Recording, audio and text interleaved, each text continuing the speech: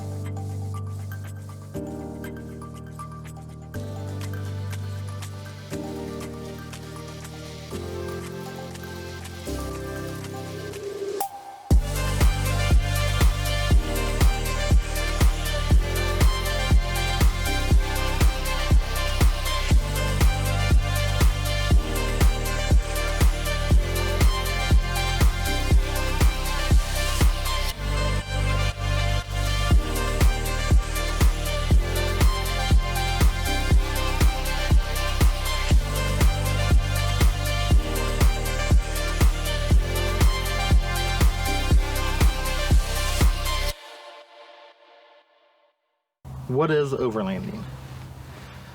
Overlanding, in its simplest form, is just vehicle-based travel.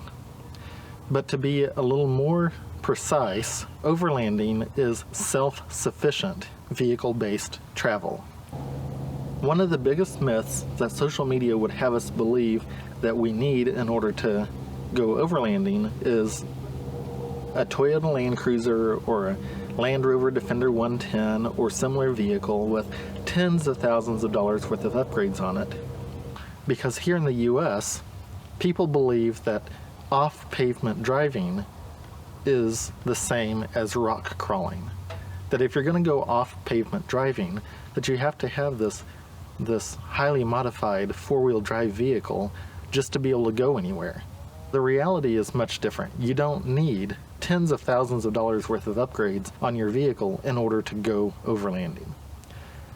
So what are the things that you need? The basics are food, water, shelter, a vehicle of some sort, and one thing that I'm going to save for the end. Without water, you die. To be self-sufficient, you need to have about 1 gallon per person per day.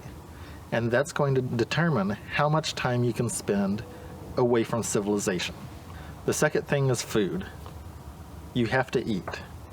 How you get your food or what type of food you take with you depends on your personal preferences. One of the other things you need is shelter. One misconception, and you see all over social media, Instagram, everyone's got rooftop tents, and they make you believe that you have to have a rooftop tent in order to be a real overlander. The reality is most overlanders worldwide use ground-based tents. There are far more two-wheeled overlanders than there are four-wheeled overlanders, and you can't put a rooftop tent on a motorcycle or a bicycle. It is a misconception that you need to have a rooftop tent in order to be a real overlander. But what kind of shelter do you need? Honestly, whatever shelter works for you. Some people enjoy just using a hammock. Other people use ground-based tents. That's what I do. It's a lot less expensive to get a better quality ground-based tent than even a cheap rooftop tent, so that's the direction that I've gone. The last thing that you need to be able to go overlanding is a sense of adventure. Overlanding isn't just about the vehicle build, the self-sufficient travel, but it's also about adventure. People need adventure. So in order to be an overlander, you need to have a sense of adventure, an adventurous spirit, the willingness to go to new places and try new foods and experience new things. Since food is one of the 5 things that you need for overlanding, let's cook.